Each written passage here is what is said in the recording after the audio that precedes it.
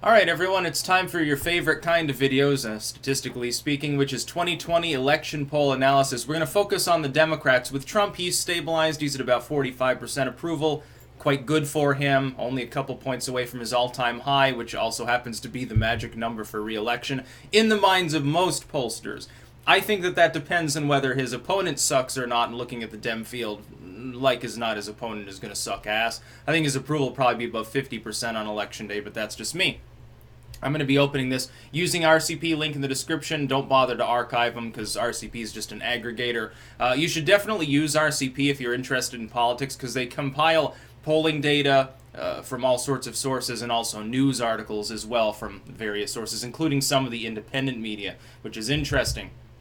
But if we look at the polling, the recent polling, I mean, you've got two. You've got Emerson and Morning Consult are the more recent ones, and they show basically the same story. Biden has now stabilized. We're talking 30 to 40% support. He's got about a third of the field locked up. The longer he stays at that level and doesn't make any major mistakes, the more likely he is to solidify that level of support, which means that unless everyone other than Sanders were to suddenly get out, or maybe a Warren or a Harris, he's probably got it in the bag. Essentially, Biden has never been behind in polls even before he got in as a candidate. At no point, even when he wasn't a candidate and the race was relatively clear, like way back many months ago, even then Sanders was behind him. And with more and more people now being spoken for, like the number of people that have sort of declared support for a candidate in general is rising.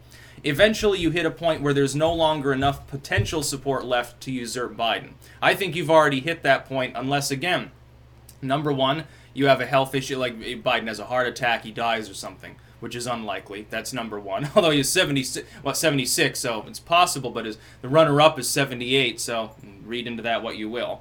So that's one. He makes a major mistake, like has not just a Me Too claim like, oh, he sniffed my hair inappropriately, but like, Biden raped me. Like, you have 5 or 6 people come forward and say weird shit. That could stop him. Or somebody else has a really good shining moment. But the problem is this.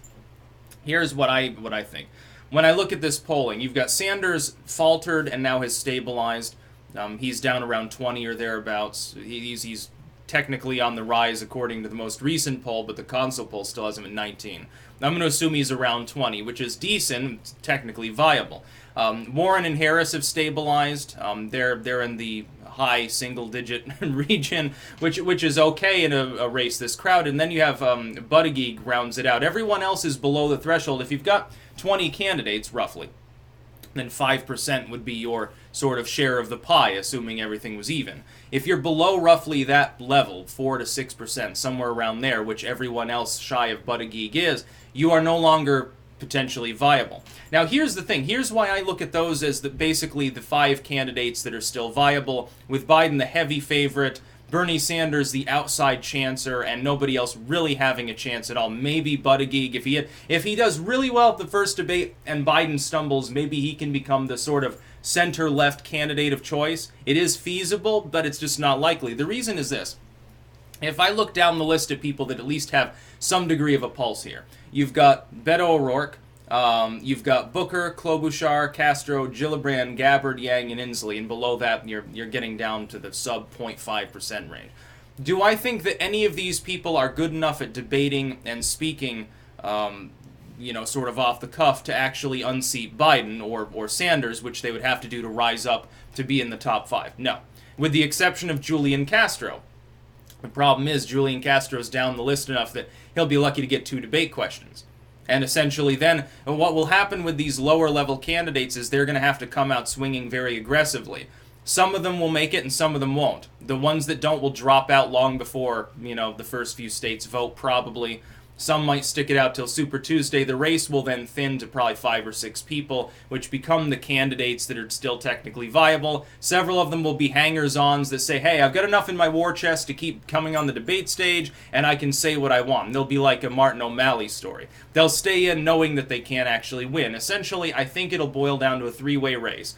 Biden, who will probably be the nominee, let's just face it. Sanders, who's there for his left-wing star power. basically will stay in, grab up some more states. He will then coronate somebody for VP, more or less, because they're going to want his endorsement. They're going to want his support. How is somebody like Joe Biden going to get Bernie Sanders' fucking endorsement without him alienating his own fans like he did in 2016, which became a big problem? What he has to do is influence Biden. He'll have to coronate a VP. It won't be, Sanders being VP probably, but he'll have to coronate somebody else, go before the DNC, say, look, I'm holding a bunch of cards here, fucking give me the option to fill his running mate slot, basically. And Biden, as an opportunist, won't care. And then either Warren or Harris, who will be in as the I'm female candidate, essentially. It is feasibly possible that either of them could still become the nominee. I'm not, locking out that possibility entirely, but looking at the polling, I think that they have fairly hard and low ceilings. I think Warren has kneecapped herself with her racism, which, she is. The problem with Harris is that she was a tough-on-crime style, hey, I'm going to punish truancy-style prosecutor who then made weird comments about weed. That's going to come back to haunt her. She's just not very tactful. She reminds me of a younger version of Hillary Clinton. And Elizabeth Warren reminds me of an older version of Hillary Clinton plus, hey, AOC's Green Deal. I don't consider those viable. I don't think there are enough morons in the Democratic Party, with, a little bit of an aside here. Some people here will definitely disagree with me. I don't think there are enough people who are wonky enough to take Warren or Harris seriously to nominate them. I think Buttigieg is more the outside chance than Sanders, because I think the same thing about Bernie Sanders' far leftism. His particular style of economics is very palatable to 20-30% of the Democratic Party, a number that roughly represents his support plus Warren's support plus Harris's support, 30-40%. That's about where Biden is as a single person, just being center-left and having name recognition. And he could choose somebody like Buttigieg, a young-ish person who's technical minority, because he's openly gay, as his running mate. Yeah, that would be a palatable ticket. I think that that's the most likely thing that'll happen, too. I think you'll see Biden probably get that in. Sanders, will probably be weighing in on that. There'll be a litmus test he'll apply. Because Sanders is more the kingmaker than the king at the moment. That's what he represents. The Democrats don't even want him to stay in there. They didn't even want him in. They tried to Me Too him. Remember that? When he first jumped in. Oh, he's got a big problem on his campaign with sexual abuse by his staffers, which is like, look at any political campaign, you're going to find staffers and aides behaving badly. It's just the way that it is. But with Biden peaking out around 30-40%, he's got a third to 4/10 of the field. In a massively packed race, he has as much support as the next three people combined. At what point do you just assume that he's probably going to get nominated simply because there's nobody capable of beating him? Like, not even because he's a strong candidate. He's not. He's old. He's a dynastic politician. He's running on Obama nostalgia, among other things, and he's got a lot of support because a lot of the business Dems center-left are simply terrified of everyone else in the field. Basically, he's sucking the wind as well out of all the other potentially viable national-level candidates. Like someone like Tulsi Gabbard, who would otherwise be potentially viable. Her support leaves and supports Biden because they're like, well, we can't take the risk of Bernie Sanders becoming nominee, destroying the party, or even worse, winning, enacting socialism and fucking everyone, not just the Democratic Party. There are some patriots in the Democratic Party that don't want socialism to take root and spread its evil cancer in the United States. Good for them. Yes, they should absolutely tactically vote against people like Sanders. Yes, they should. I'll probably take a Democratic ballot and vote for Biden or whatever. Yeah, I mean, Trump's a shoo-in, and I'm in a deep blue state, so fuck it. Yeah, that'd be good.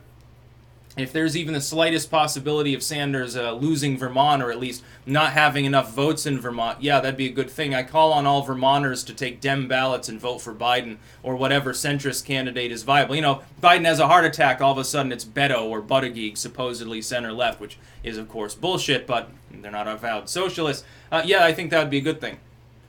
Tactically voting against Bernie Sanders. He must be stopped at all costs. I'm telling you, as a Vermonter, we need to stop Bernie Sanders from ever being, the president of the United States. He'd destroy the country. It'd rip the country apart. Trust me.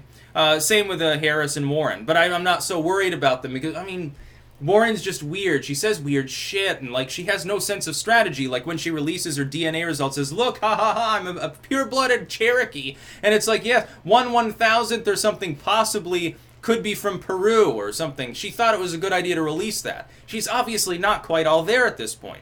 And Kamala Harris, like, her past is already caught up with her. That's why she's not higher up. Her peak was around, what, 14, 15%, I think, there. And that was when the race was less crowded. Biden hadn't got in yet. He gets in, he immediately gains 10 points.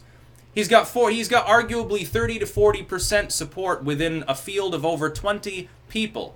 He doesn't have anything to worry about except for himself. He could not show up for the debate, say, look, what do you want me to do? What he should do is just say, Democrats need to come together. I refuse to even debate. I'm going to put out a presser. I encourage you all to put out pressers with our basic views. Let people choose. Fuck the debate system, essentially. It's just going to be divisive. We don't want to give Trump any ammo. He could grandstand on that, and he'd probably gain support. Remember, Trump skipped a couple of the debates, too. You remember that one? And then he pretended that it was because some of the lower tier candidates weren't allowed in. And then Fox developed that weird, like, debate junior, like the kiddies table. And it was just really insulting and weird. It's like, why don't you just try to encourage people to use strategy and some strategic thinking and realize that if they get in, they've only got 0.5% support. They probably shouldn't continue to campaign, and it's a waste of their fucking time. That's about all. Peace out.